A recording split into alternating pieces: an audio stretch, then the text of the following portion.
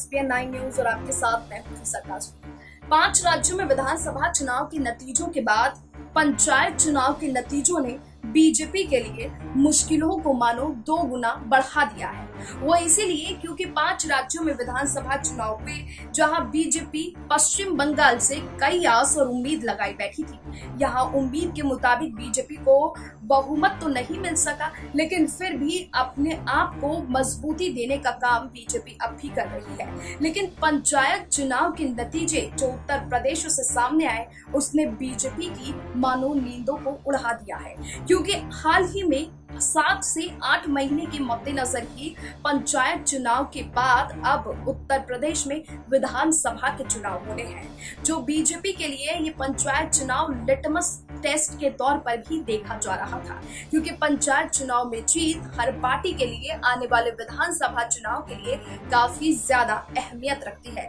लेकिन पंचायत चुनाव में जिस तरीके से बीजेपी ने कई शहरों में हार सामने आई है बीजेपी की, वो काफी ज्यादा मुसीबत को बीजेपी की बढ़ा रही है। इसी तरीके से अमेठी की सीट पर भी काफी ज्यादा केंद्रीय मंत्री स्मृति ईरानी को शिकस्त का सामना करना पड़ा है। इस हार के बाद अभी तक स्मृति ईरानी का कोई भी प्रतिक्रिया स्मृति ईरानी के सामने नहीं आई है। किसी भी तरह का स्मृति ईरानी का कोई बयान नहीं आया है। हालांकि अमेठी में स्मृति ईरानी लगातार सक्रिय रही हैं। उन्होंने लगातार सक्रिय रहकर काफी ज्यादा बयान भी दिए थे और हमेशा विपक्ष को आड़े हाथों लेते भी स्मृति ईरानी नजर आती है। लेकिन इन दिनों जब अमेठी के ज्यादा जनता ने बीजेपी को नकार दिया है, तो अपने मिस मैनेजमेंट को लेकर स्मृति ईरानी का अभी तक कोई भी बयान सामने नहीं आया है। तो कहां है केंद्रीय मंत्री स्मृति ईरानी? अमेठी की चंद सीटों पर हारने के बाद क्या है उनकी ये राय? इस प्रतिक्रिया को लेकर पूरी इस रिपोर्ट में देखिए। उत्तर प्रदेश में पंचायत चुनाव के नतीजों ने पूरे के पूरे समीकरणों को बदल कर रख दिया है। समीकरण इस तरीके से बदल गए हैं कि पंचायत चुनाव के नतीजे अब बीजेपी के लिए खतरे की घंटी साबित होने लगे हैं। जी हाँ, दरअसल ऐसा हम इसलिए कह रहे हैं क्योंकि अब हाल ही में उत्तर प्रदेश में विधानसभा चुनाव होने हैं, जिसको लेकर पार्टी काफी ज्यादा उपचुनाव पर नजरें टिकाई बैठी थी। हालांकि उत्तर प्रदेश में हुए इस चुनाव को एक लिटमस टेस्ट के तौर पर भी देखा जा रहा था कि जिस तरीके से उपचुनाव के नतीजे सामने आएंगे, पार्टी उसी तरीके से आने वाले समय में अपनी रणनीति को सहज पाएगी। लेकिन इस उपचुनाव के नतीजों ने मानो योगी सरकार के लिए मुसीबतों को बढ़ा दिया है। बात अगर उत्तर प्रदेश की अमेठी सीट की करें तो यहां से सांसद हैं बीजेपी की केंद्रीय मंत्री स्मृति ईरानी। स्मृति ईरानी वैसे तो विपक्ष पर अपने बयानों को लेकर हमेशा पलटवार करती नजर आती हैं और अपनी सहजता और सक्रियता से बीजेपी का प्रतिनिधित्व भी करती हैं। लेकिन इस बार स्मृति ईरानी पंचायत चुनाव में हार के बाद कहीं गायब सी हो गई हैं। पहले आपको हम पंचायत चुनाव में अमेठी का हाल बता देते हैं। दरअसल अमेठी संसदीय सीट पर पूरे देश की नजरें रही थी। पंचायत चुनाव में भी यहां कौन जीता कौन हारा, इसको लेकर सभी में दिलचस्पी है। लंबे समय तक कांग्रेस नेता राहुल गांधी अमेठी के सांसद थे। पिछले लोकसभा चुनाव में यानी 2019 के लोकसभा चुनाव के दौरान केंद्रीय मंत्री स्मृति ईरानी ने राहुल गांधी और गांधी परिवार को यहां से हटाकर इस सीट पर अपना कब्जा जमा लिया था।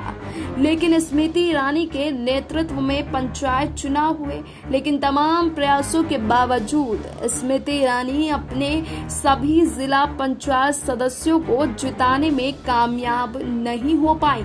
कांटे की टक्कर में अमेठी में सपा और भाजपा को 9 सीटें मिली हैं, जबकि कांग्रेस सिर्फ 2 सीट जीत पाई है। बसपा और राजा भैया की पार्टी जनसत्ता को भी 2 सीटें मिली हैं। 12 सीटों पर निर्दलियों ने यहां कब्जा जमाया है। जिला पंचायत अध्यक्ष बनने के लिए कम से कम 19 जिला पंचायत सदस्यों के मत की जरूरत होती है। जाहिर है निर्दलियों को जो अपने पक्ष में कर पाएगा वही अध्यक्ष की कुर्सी पर काबिज हो पाएगा। अमेठी पंचायत चुनाव में इस बार जनादेश परिवारवाद के खिलाफ आया है।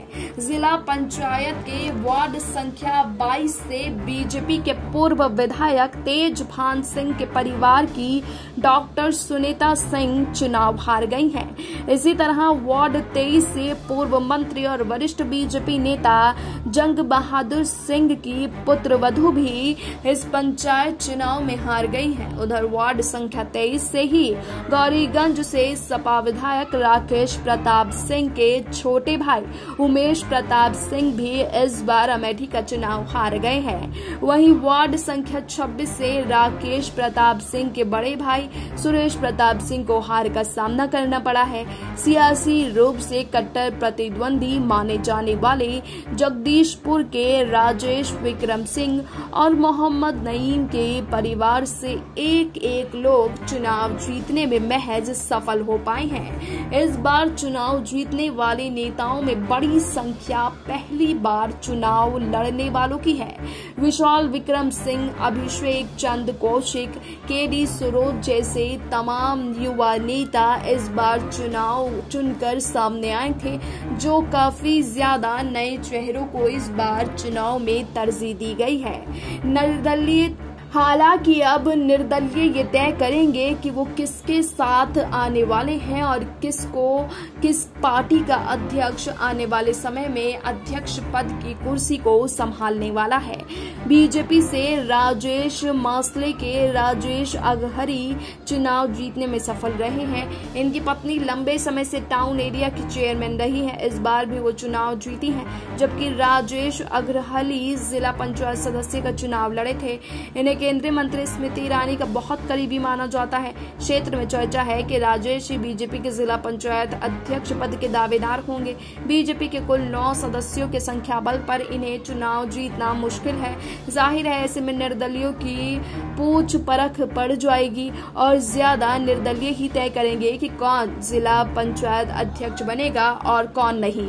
लेकिन स्मृति ईरानी इन दिनों कहीं गायब सी हो गई हैं। स्मृति ईरानी का पंचायत चुनाव में या फिर हार की समीक्षा पर अभी तक कोई भी बयान नहीं सामने आया है। स्मृति ईरानी लगातार वैसे तो सक्रिय नजर आती हैं, लेकिन इन दिनों स्मृति ईरानी काफी ज्यादा मुश्किल में फंसती हुई नजर आ रही हैं। हालांकि अमेठी में सपा की सक्रियता ने भी बीजेपी की मुसीबतों को बढ़ा दिया है और सिर्फ अमेठी ही नहीं, अयोध्या, मथुरा और काशी जैसे कई स्थानों पर कई शहरों में पंचायत चुनाव में बीजेपी को करारी शिकस्त झेलनी पड़ी है। खुद योगी आदित्यनाथ के गढ़ में भी बीजेपी को हार का सामना करना पड़ा है।